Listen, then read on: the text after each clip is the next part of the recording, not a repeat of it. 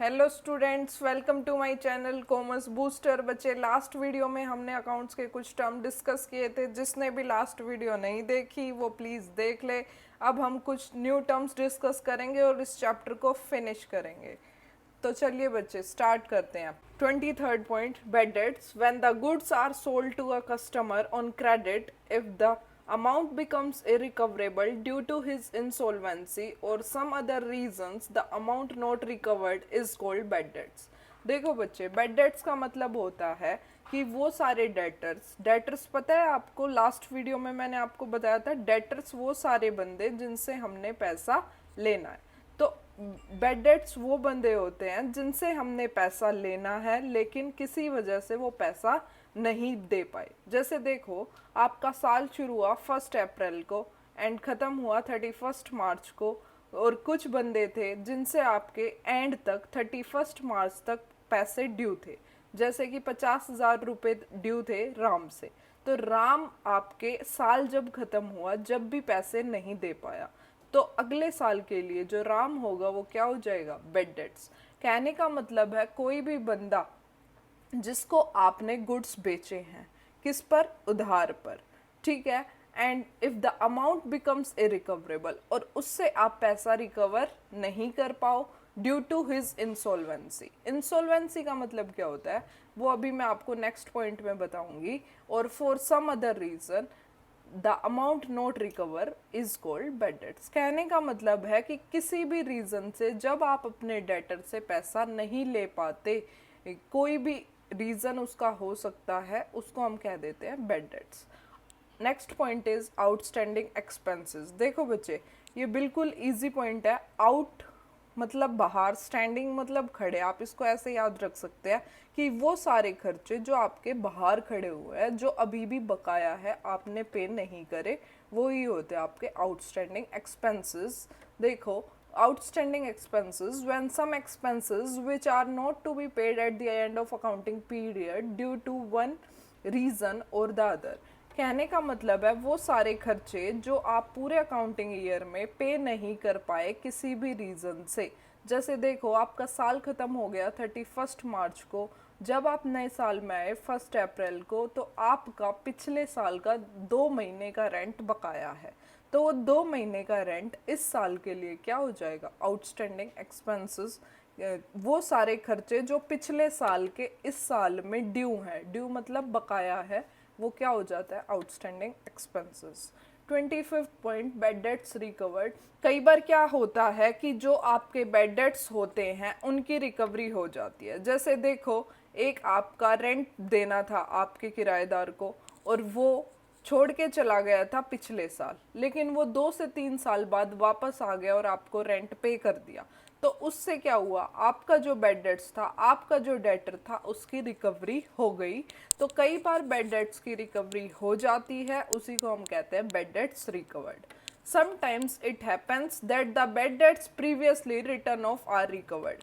अभी मैंने आपको एग्जाम्पल दिया कि पिछले साल का किराएदार 2 से 3 साल बाद आए और उस पैसे को दे दे, वो आपका जो रेंट है उसको पे कर दे, तो वही होता है बैड डेट्स रिकवर्ड। अगला पॉइंट है 26 इज प्रीपेड एक्सपेंसेस। देखो बच्चे, प्री मीन्स पहले, पेड मतलब पे कर दिया, एक्सपेंसेस कहने का मतलब है वो सारे खर्चे, वो सारे एक्सपेंसेस जो आप एडवांस में पे कर देते हो, उनको हम क्या कह देते हैं? Prepaid expenses. These are certain expenses which are related to the next year but have been paid during the current year in advance. कहने का मतलब है वो सारे खर्चे जो आपके अगले साल से रिलेटेड है लेकिन आप उनको इसी साल में पे कर देते हो, उसी को हम कह देते हैं प्रीपेड एक्सपेंसेस। जैसे कि आपने मान लो 2021 का रेंट 2020 में ही पे कर दिया, तो वो 2020 में आपने क्या कर दिया? रेंट एडवांस में पे कर दिया। किसका? 2021 का। तो वो क्या हो जाएगा आपका? Prepaid expenses. कि उसका खर्चा होना तो अगले साल था लेकिन आपने पे कर दिया पहले ही। अगला है 27th इज डेप्रिसिएशन। डेप्रिसिएशन बच्चे बेसिकली आपका फिक्स्ड एसेट्स पे लगता है। डेप्रिसिएशन का मतलब होता है decrease in the value of an assets on account of wear and tear and the passage of time. कहने का मतलब है आपकी एसेट की वैल्यू का घटना टूट फूट के कारण या फिर टाइम के अकॉर्डिंग उसकी वैल्यू का कम हो जाना। जैसे देखो, आज आप अपने बिजनेस के लिए मशीन खरीद के लाए, जो आप मशीन खरीद करके लाए हो उसकी वैल्यू थी 50,000। क्या अगले साल भी उसकी वैल्यू 50,000 रहेगी? नहीं बच्चे। क्यों? क्योंकि उसकी वो चीज़ आउटडेटेड होती जाती है, जैसे जैसे पुरानी होती जाती है उसकी वैल्यू में क्या आती जाती है, गिरावट आ जाती है, वैल्यू क्या हो जाती है, डेप्रिशिएट होती जाती है। तो उसी को कहते हैं हम कि किसी भी फिक्स्ड एसेट्स की वैल्यू जब बार बार घट रही है तो वो क्या हो जाती है, डेप्रिसिएशन।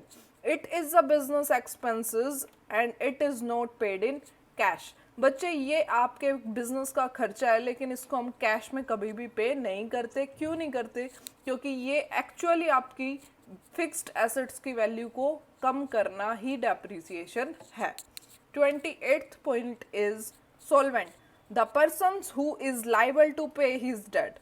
वो बंदे जो अपने डेट्स को पे करने के लाइबल है, लाइबल मतलब देने लायक है, तो वो क्या हो जाएंगे, सोलवेंट। जैसे मानो मुझे 20,000 रुपये एक मकान मालिक को या फिर किसी को भी देने थे, तो वो जो 20,000 रुपये होंगे मैं देने के लायक हूँ, मैंने उनको पे कर दिए, तो वो क्या हो जाएगा, वो बंदा सोलवेंट। अपनी लाइबिलिटी को पे करने लायक हो वो ही बंदा क्या होता है, solvent. 29th, insolvent, the person who is not liable to pay his debt. Insolvent में क्या होता है, आपका दिवालिया निकल जाना, मतलब अपने डेट्स को पे करने के लायक ना हो। जैसे आप बिजनेस था आपका, सोल प्रोप्राइटरशिप रिटेलर शॉप थी, आपको उसमें इतना नुकसान हो गया कि आप अपना किराया भी नहीं भर पा रहे, तो आप क्या हो जाओगे, इंसॉल्वेंट। वो बंदा जो इतना ज़्यादा नुकसान झेल चुका हो कि वो अपने कर्जे को भी नहीं चुका सके, तो ऐसी कंडीशन में क्या करते हैं, ऐसी कंडीशन में उसके पर्सनल अकाउंट से उसका पैसा लेते हैं। लेकिन जब उसके पर्सनल अकाउंट में भी पैसा ना हो तो उसको इंसॉल्वेंट डिक्लेयर कर दिया जाता है। तो यही आपका insolvent. The person who is not liable to pay his debts, वो बंदा जो अपने कर्जे को पे ना कर सके वो ही इंसॉल्वेंट होता है। और सॉल्वेंट का बिल्कुल ऑपोजिट है वो बंदा जो अपने कर्जे को पे कर सके। Thanks for today's video. Please do like, subscribe and share my channel.